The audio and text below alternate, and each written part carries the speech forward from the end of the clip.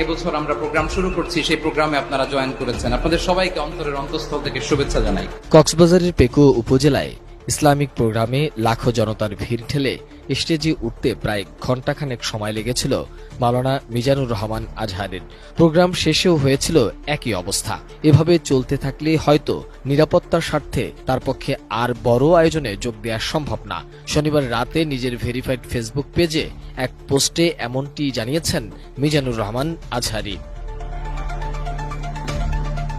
তিনি লিখেছেন, আমি কোরআনের একজন নগণ্য ছাত্র, আপনাদের দ্বীনী ভাই, দয়া করে আমার প্রতি একটু ইহসান করুন। সবশেষ দেশে 2019 থেকে 2020 সালেও ক্রাউড সামলাতে গিয়ে একাধিকবার ইনজুরির শিকার হয়েছিলাম। এবারও একই রকম দুর্ঘটনার আশঙ্কা করছি। দয়া করে স্টেজে যাওয়ার পথে কিংবা ফেরার পথে মুসাফা করার জন্য বা ছবি তোলার জন্য ভিড় করবেন না। আলোচনা চলার সময় স্টেজের দুই পাশে দাঁড়িয়ে ধাক্কাধাক্কি ও বিশৃঙ্খলা সৃষ্টি করবেন না।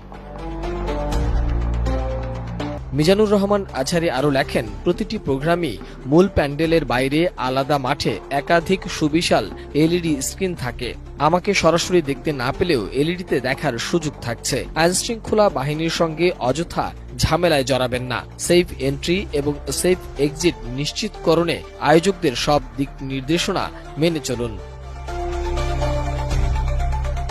আজহারি লেখেন, অতি আবেগী হয়ে কোরআনের মাহফিলের পরিবেশ নষ্ট করা কাম্য নয়। কোরআন প্রেমীরা স্মার্টলি সবকিছু হ্যান্ডেল করতে পারে। দয়া করে দায়িত্বশীলতার পরিচয় দিন। আপনাদের আন্তরিক সহযোগিতা ছাড়া এত বড় আয়োজনগুলো কোনোভাবেই সফলভাবে সম্পন্ন করা সম্ভব নয়।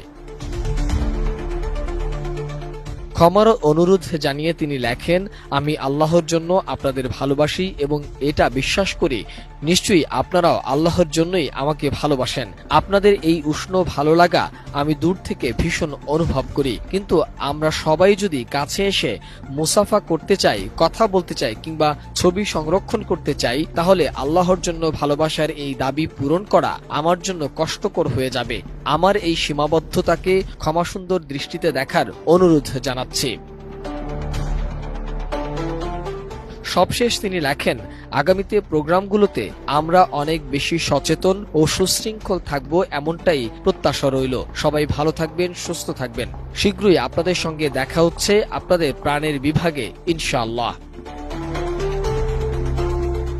এর আগে মাহফিল থেকে জাতীয় ঐক্যের ডাক দিয়েছেন জনপ্রিয় এই ইসলামী বক্তা। তিনি বলেন, দেশের শান্তিপূর্ণ বসবাসের জন্য জাতীয় ঐক্যের চাইতে মুখ্য হাতিয়ার আর কিছু নেই। এজন্য দেশের এমন সময়ে দলমত নির্বিশেষে সবাইকে ঐক্যবদ্ধ হতে হবে।